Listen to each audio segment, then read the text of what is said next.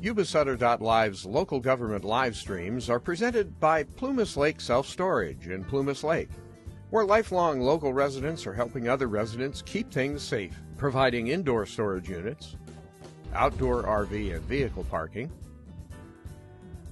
moving supplies, and Penske truck rentals. Details at plumaslakeselfstorage.com.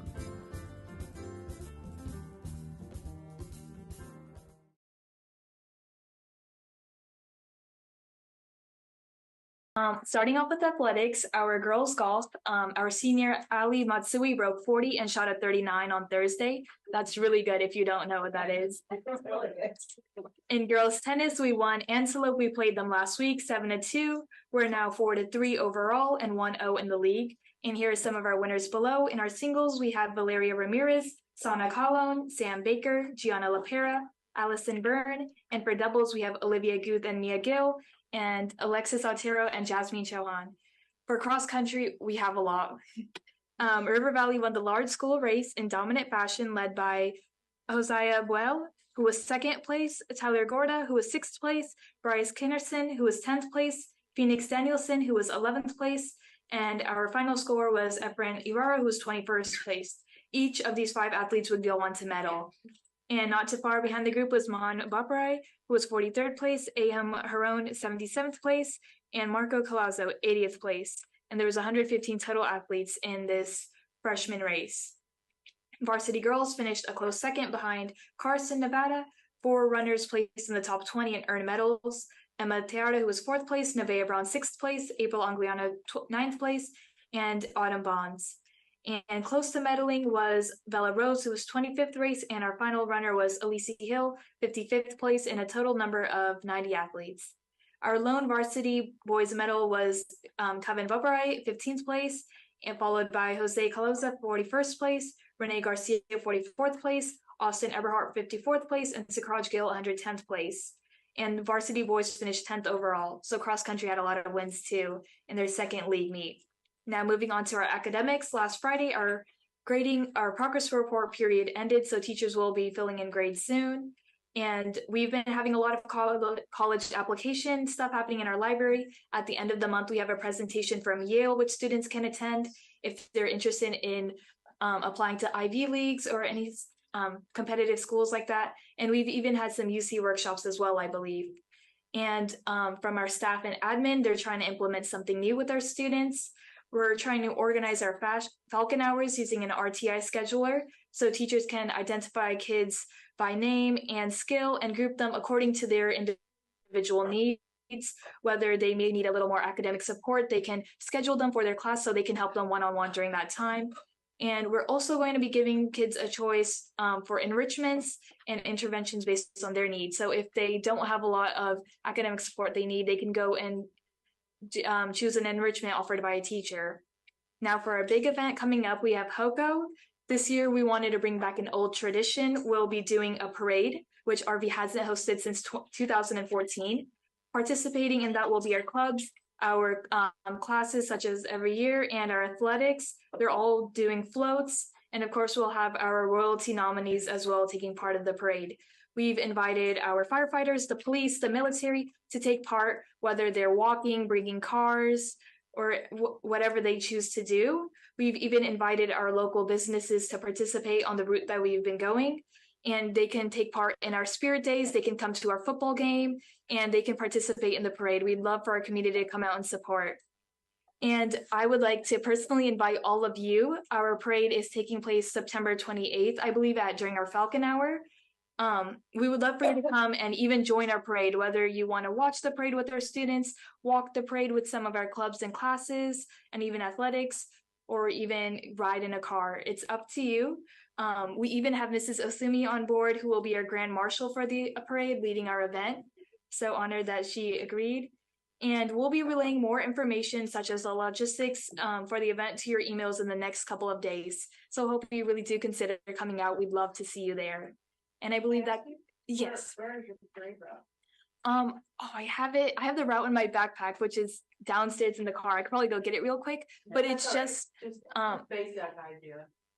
Well, if you go a little straight down a road and then just down there, it's like a mile long thing. It's just like it's not across like the busy Walmart road, you know, but it's like, oh my God, I'm doing a terrible job explaining it. Yeah, kind of down on Margarita, but not that side. It's like where the car dealerships are. Yes. Okay. Okay. Yeah. So the car dealership on Farm, so you're gonna go down past and like behind Lowe's, is that maybe where you're going? I think I'm terrible with street names.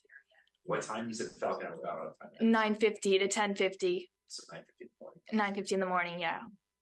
And I believe that concludes all of my news for River Valley. I really do hope to see you at the parade. Did you say progress reports already? Yeah, because we're each semester is like a year for us. We have our progress reports and our midterms a lot like sooner. Wow. So this was like, yeah, half of our progress report for the midterm.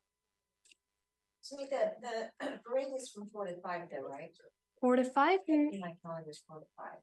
It's 9:50. Okay. I think that might have been wrong information. I will check with our activities director, Mrs. Simmons, and I will get the email to you, hopefully by tomorrow. Okay, thank you. Thank you. Thank you so much.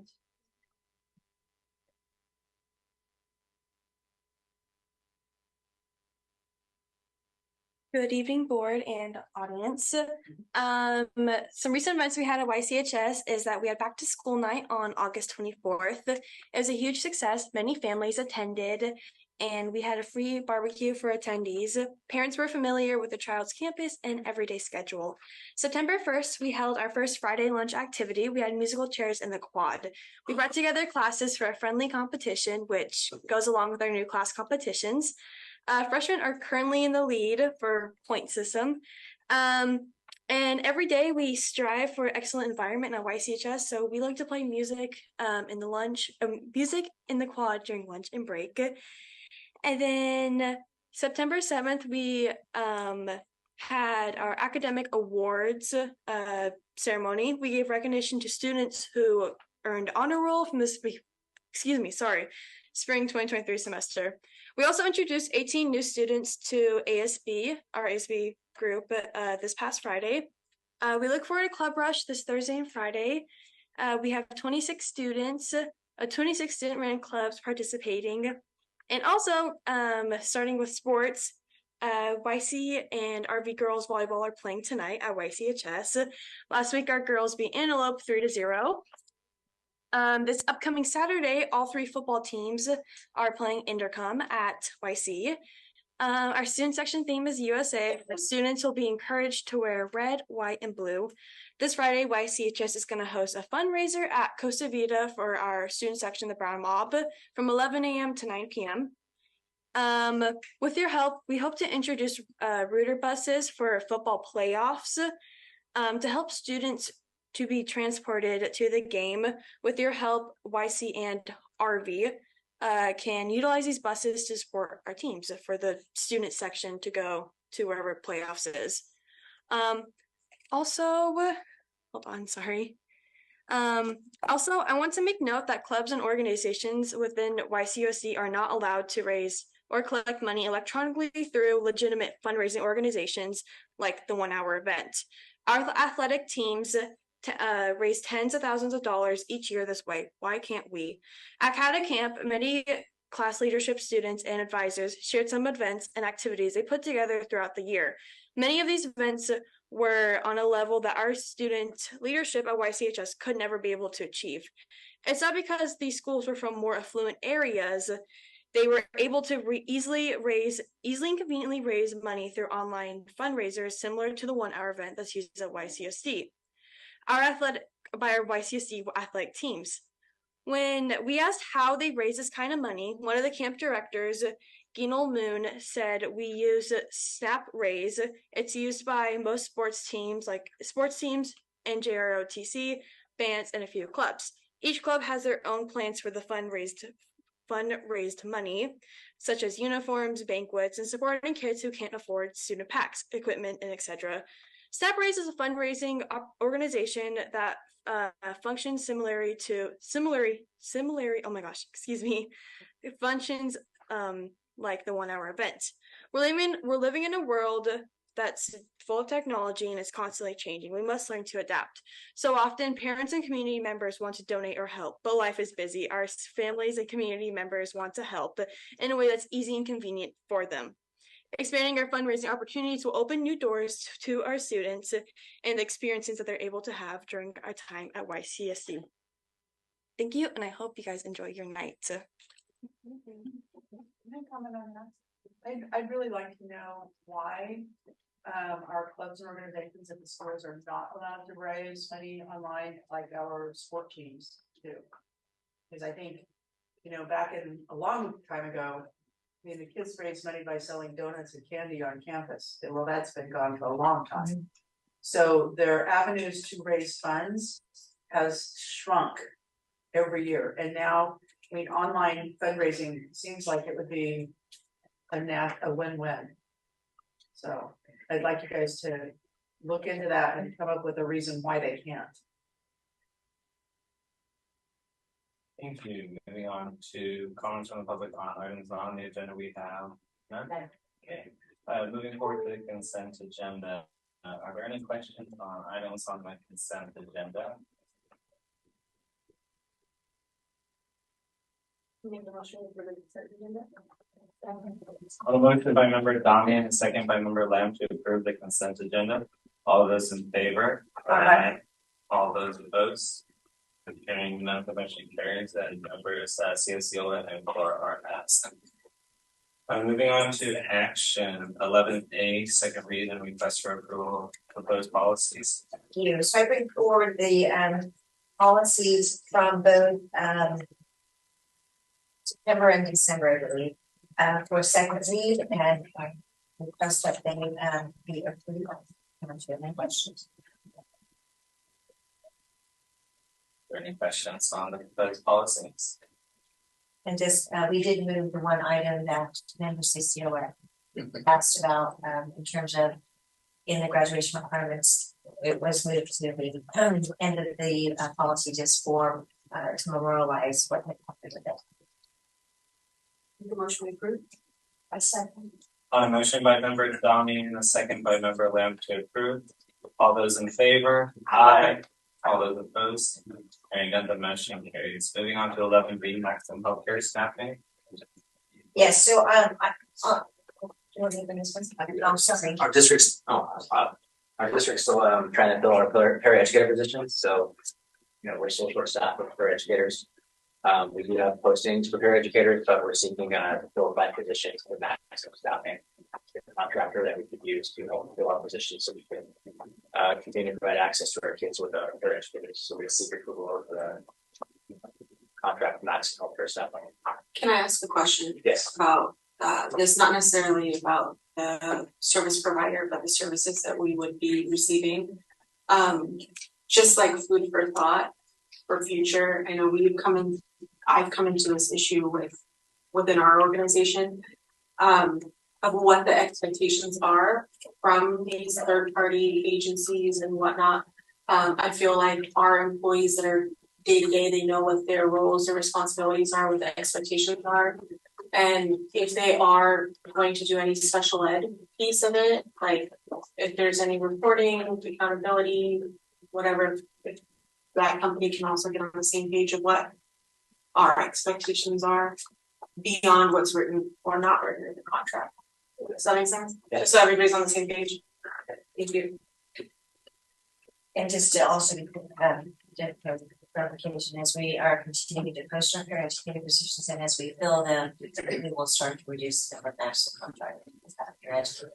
Is there five positions that we need in general, or Currently, right now, we need 6. okay? But like I said, we continue to post and hire internally as much as we can. But there's a lot of school districts looking for it. There's a lot of different companies that do contracting for it, and so this is just an additional method to try to get some people to these contracts. Yeah, like immediately. yeah, I get it. My small school here too. Okay. 3 minutes. If there are no further questions, can I have a motion? 11B. I make a motion to approve. I'll second. On a motion by member Damian and second by member Brady to approve 11B, all those in favor? Aye. All those opposed? Hearing none, the motion carries. Student case. I make motion that we approve as discussed. A second, sorry. On a motion by member Pretty and a second by member Damian to approve as discussed in closed session, all those in favor? Aye. All those opposed? Hearing none, the motion carries. Authorized signatures. Pretty self-explanatory. We just did it a couple months ago for Tina. Now we're doing it for Curtis. Any questions? If not, could I have a motion? I make a motion to Second. On a motion by member Dami and a second by member Lamb to approve, all those in favor? Aye. All those opposed? Hearing none, the motion carries. All right, this one I can't do, Scott. I'm gonna try to keep the pace, in part of it. So this is a board resolution committee fund. So essentially there's a new regulation that we can only carry 10% remaining fund balance.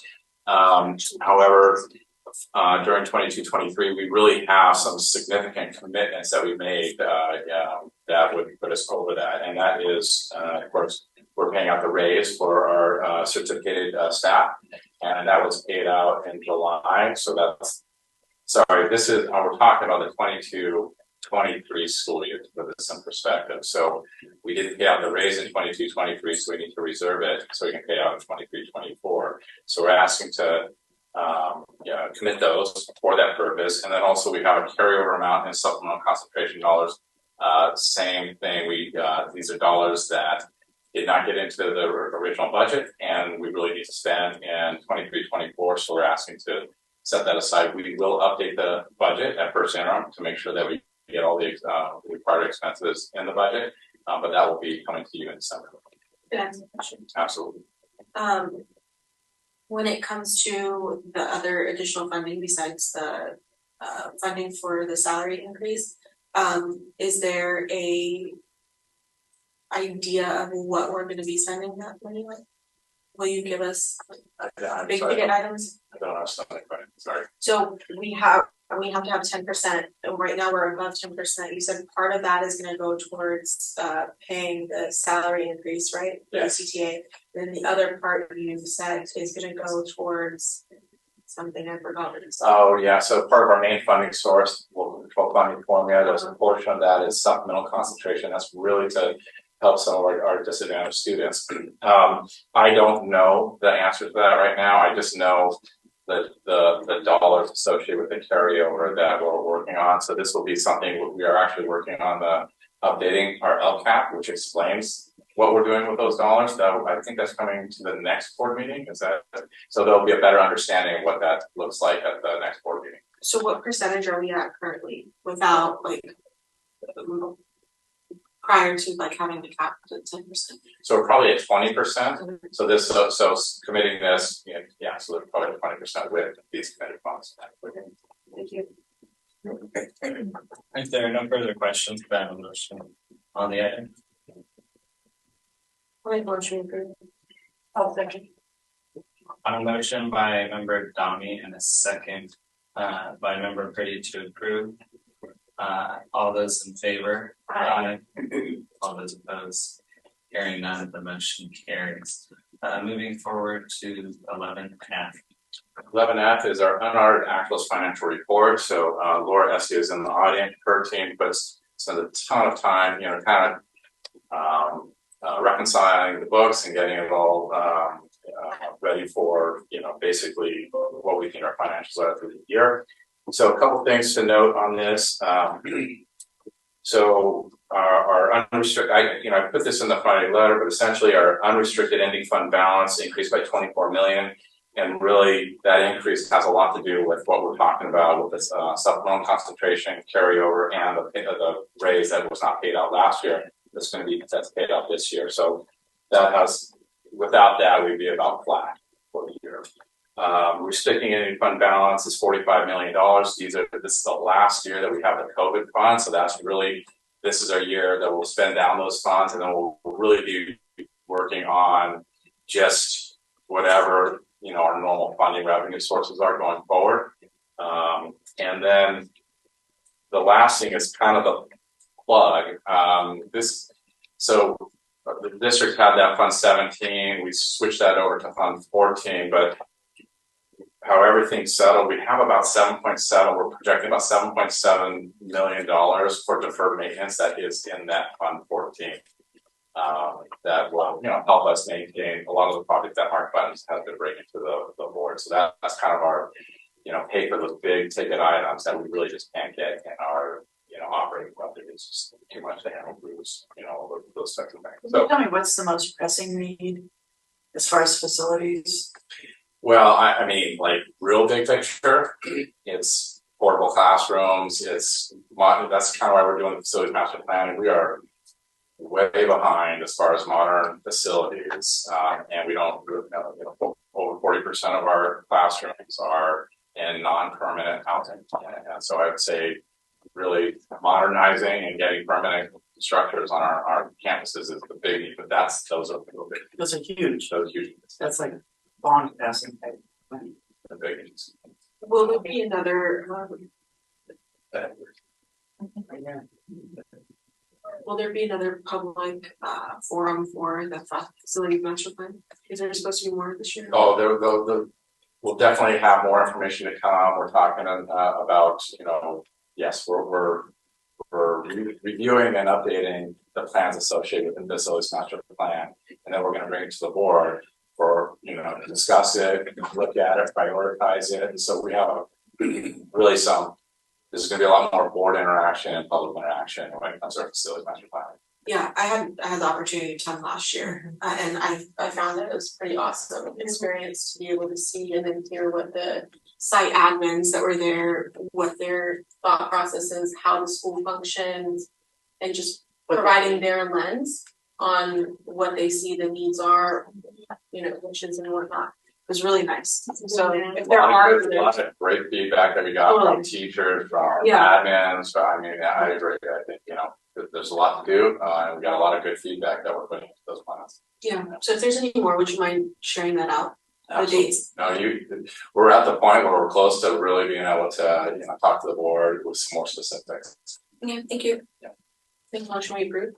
Second. On a motion by member Dami and a second by member Lamb to approve 11F. All those in favor? Aye. All those opposed? Sorry, we weren't ready. I had one more thing to add, but I don't think it affects the vote necessarily. Go ahead and share it. Okay. We'll amend if we need to. So in this, when we close the books, there's a few criteria in there, and there's one criteria is the amount we spend in the classroom. So for a unified school district, we need to be spending 55% of our expenses in the classroom. So in this report, we spent 52.9% in the classroom. Now, we've already been in contact. This will be an audit finding. So when we have our audited financials that we'll present either in December or January, depending on the timing of it, you'll see it there. We'll discuss it then. We've already talked to the County Office of Education. The reason for this is because we did not pay out we had a pretty significant cost of living adjustment in 22-23, and we didn't settle negotiations until this year. So it's just not in last year's books. That's all a small explanation, and the county office will give us an exemption for that. So the difference between what we should have spent and what we did is $3.7 million. Once we take into account the raise that was given, that will satisfy this requirement.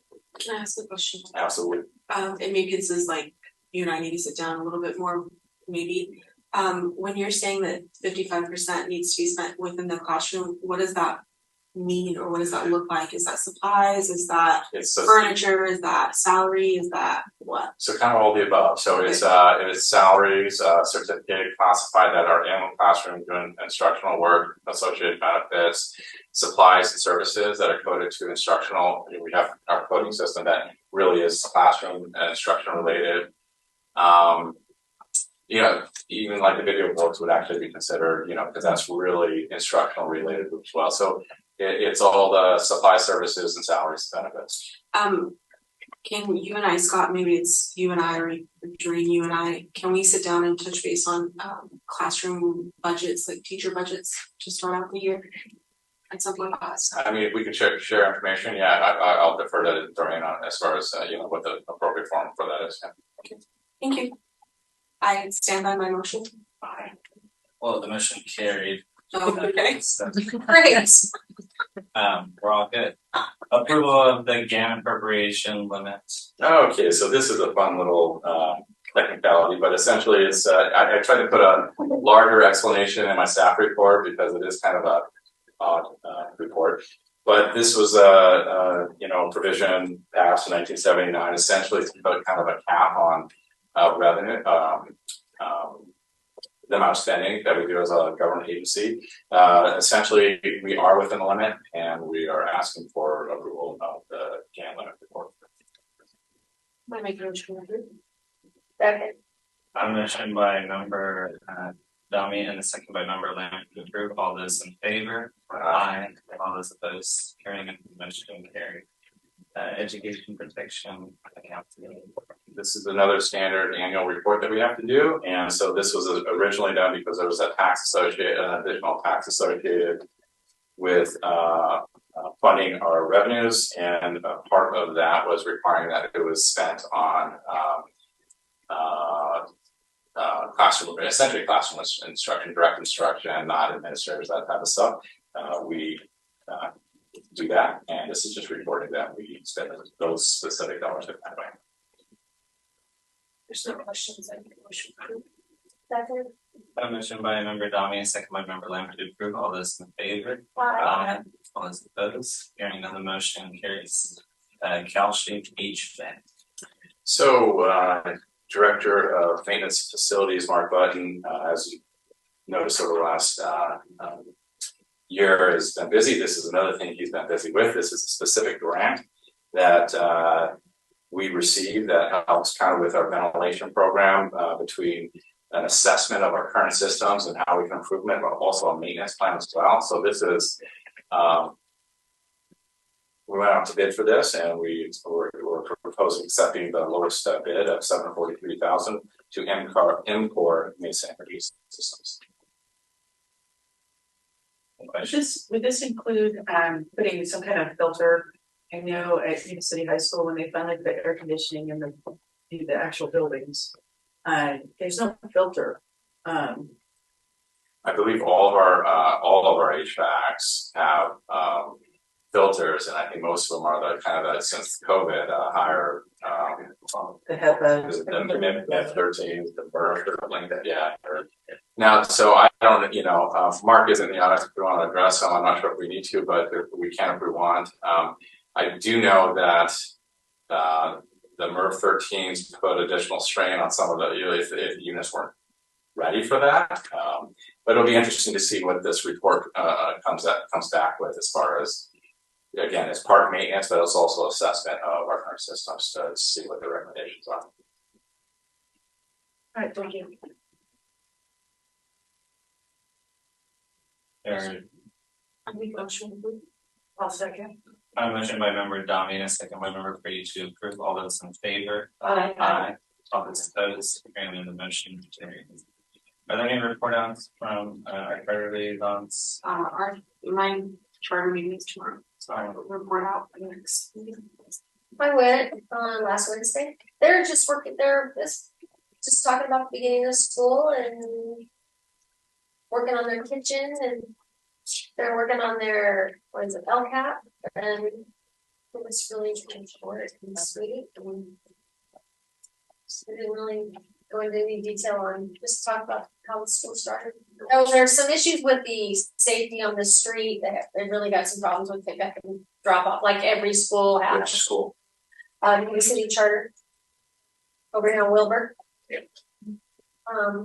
But they're working on it. Short and sweet. Okay, there are no other committee meetings, correct? Correct.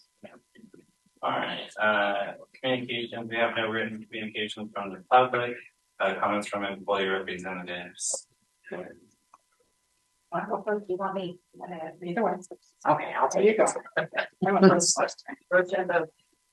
Good evening, board members, audience, anybody out there. I'm Dana Lukens, president of Yuba-Sutter Teachers Association. I'm going to highlight a couple things for you this evening. A couple things happening at our office. YCTA is always looking to support our members as we navigate our working conditions. We recently had a visit from Schools First Credit Union to help our folks navigate the 12th check of the year. Not everybody signed up, but thank you for the attempts to help them recognize the change. Signed up for that 12th check. Teachers in Yuba-Sutter Unified got used to that 12th check because we only get paid on 11 months, but not everybody signed up for that. So we're working with Schools First Credit Union to help our folks do a summer saver so that they can have a 12th check. So we appreciate them coming out to our office. And then Wednesday and Thursday of this week, CVT, that's California's Valued Trust representative, is coming to our office as well to help our folks navigate benefits. Medical benefits are so complicated and convoluted and have so many co-insurances and deductibles and out-of-pocket maximums and co-pays, and then of course there's the huge price tag. When we've gotten to the point where, unfortunately, even though the district pays $1,000 towards our medical benefits, to get basic coverage, our folks are still paying $1,000 a month. That's a lot to navigate, and a lot of risk we expose ourselves to in the event that you end up in the hospital with a big bill. But I won't go into that. Another thing I've been busy working on in the last couple weeks is part of the mentor panel. Yuba-Sutter Unified has made a strong commitment to supporting teachers at the beginning of their career. I am proud of the work that we have done in Yuba-Sutter Unified to support our teachers. Just about every district allows teachers to participate in an induction program to clear their credential. Some of them require payment, some of them don't do the induction program through our own district. We offer our own induction here at Yuba-Sutter Unified, and there's no cost to employees. This is a great asset for your employees. But in addition to that, Yuba-Sutter makes a unique commitment to new teachers. There are 40 teachers this year in Yuba-Sutter Unified who do not yet have a preliminary credential. They're operating on some kind of intern credential or an emergency credential. Those are the folks in greatest need of support. Yuba-Sutter Unified, working with YCTA, has made the commitment to provide them with a mentor, so they have the just-in-time support they need to navigate. Oh, wow, this job is harder than I thought it was going to be. But we help support them to navigate that. So I am proud of the work we have done over the years to support our new teachers in that way. I'd like to highlight for you a couple of the mentors I went out to watch in the last week. I went out to see Crystal Smith, a transitional kindergarten teacher at Butte Vista. You should all go out and see TK. It's pretty amazing, especially in the first 10 days of school. It's amazing all the routines you would take for granted that students know how to do in a classroom. Oh, no. Crystal was amazing. I also went to see Jenny Farman. Jenny Farman was already an amazing special education teacher at King Avenue last year. She actually got an award for that last year. But this year she moved to AK to do the special day class.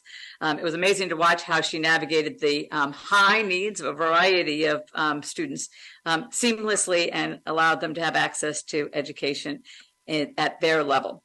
I also got to see Eileen Desmond.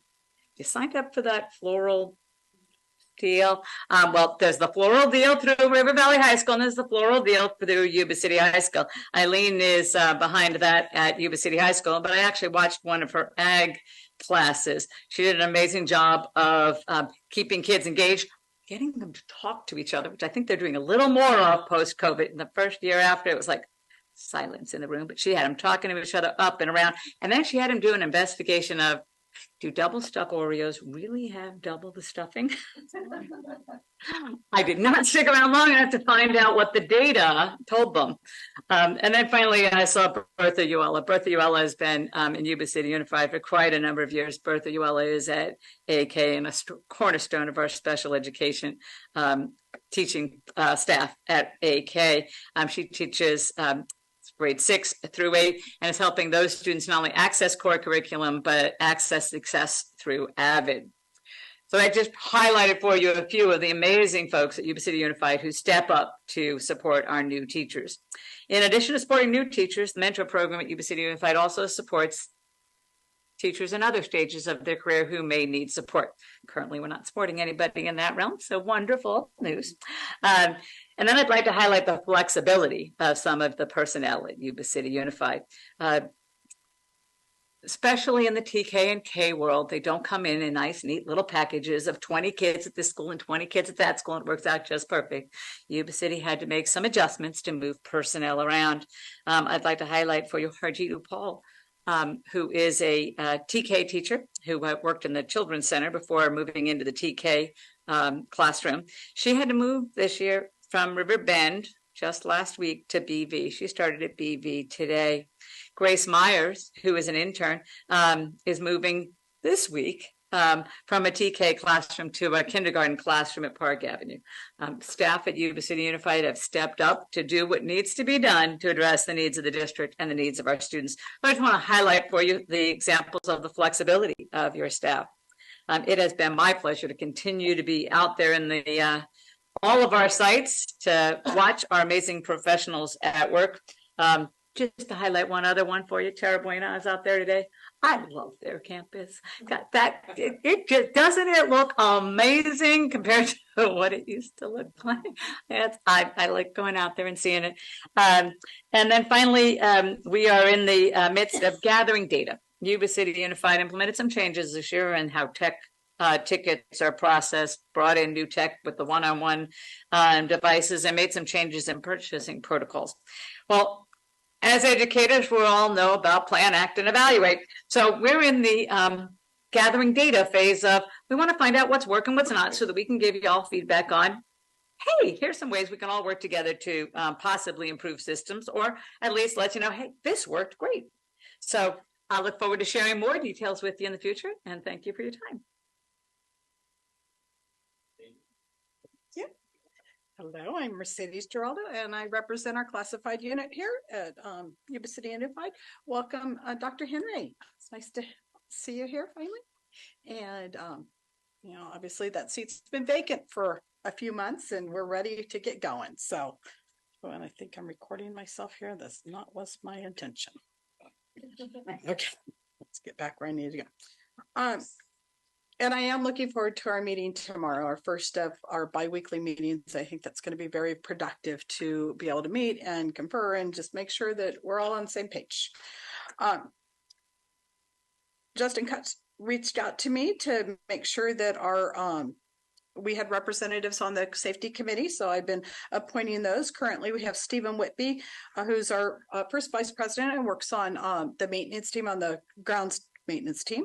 Vaughn Minks is has a lot of safety experience, and he is one of our campus supervisors at Yuba City High School, and working on Raquel Stevens, who's one of our bus drivers. So we're trying to get a good mix in there so that we are represented on that safety committee to point out what needs to be pointed out, because if we're not safe, then that's problematic, right?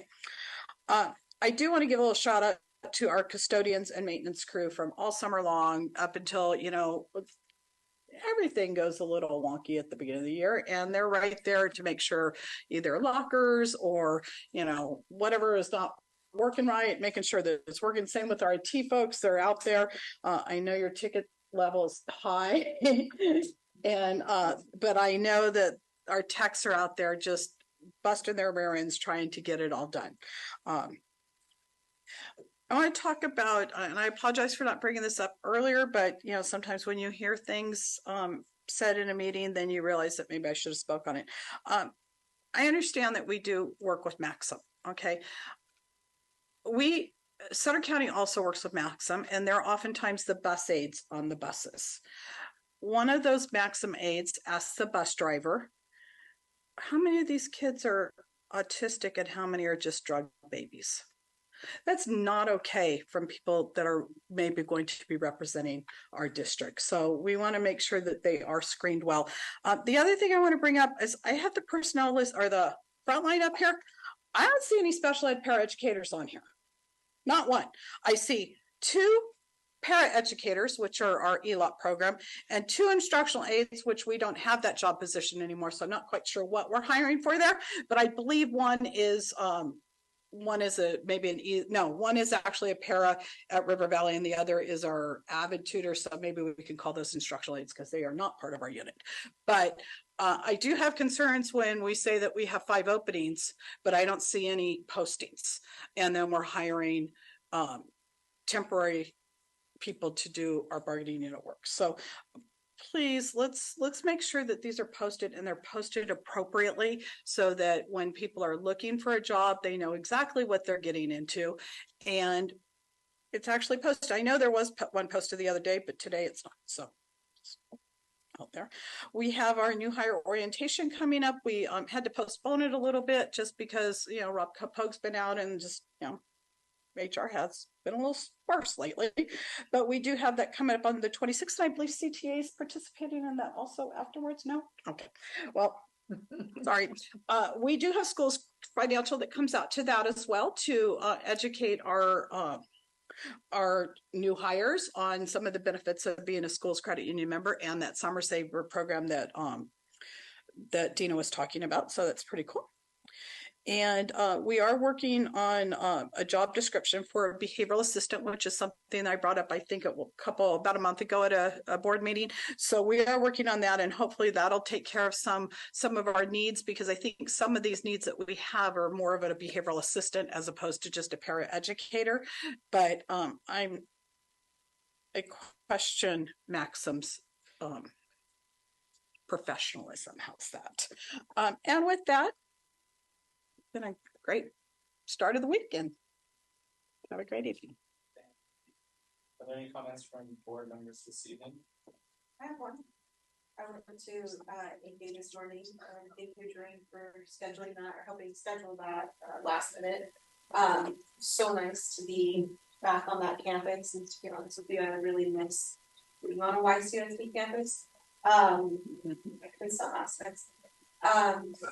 It was nice to see like all the updates that Rocco has. He has some new bulletin boxes. I don't know what he called them, but he has them at different places throughout the campus. The beautiful murals that he's placing. And he's actually covering a classroom this morning. And I walked in and like it was dead silent. The kids were working. I was like, man, it's nice to see that you still have classroom management, you know? So it was nice being able to hang out and for 20-30 minutes. But yeah, I just want to say that. It's nice to see the kids are learning. And he also had mentioned, and as did Jeannie Harvey, that they have implemented like no cell phones. And since the beginning of the year to now, they've only had to confiscate 6. And the parents are all on board, and it's so nice to see because they're not allowed to have cell phones at break or lunch either. It's awesome. Yeah, so they're doing really great things. And Clairvoyant is doing it too. That's awesome. That's awesome. Yeah. That's it. Thank you. Any other comments? All right. Superintendent. Just a reminder that we are scheduled for our Saturday goal setting and strategic planning, and it will be a 3-hour workshop from 1 o'clock to 4 o'clock here in the boardroom. I'll send out a reminder.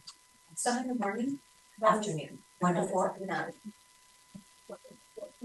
No, 9. It did. It was going to be, and then there were some scheduling issues for some of the board members, so we're trying to accommodate schedules. Someone before. That's great. Yeah, I like to better early. All right. So it's okay. Our next board meeting, besides that one, is September 26th. Open session begins at 7. If there's nothing further, we have a motion to adjourn. So I'll second. Mentioned by member Domi and a second by member Pretty to adjourn. All those in favor? Aye. All opposed? Coming out. Yuba-Sutter.live's local government live streams are presented by Plumas Lake Self-Storage in Plumas Lake, where lifelong local residents are helping other residents keep things safe, providing indoor storage units, outdoor RV and vehicle parking, moving supplies, and Penske truck rentals. Details at plumaslakeselfstorage.com.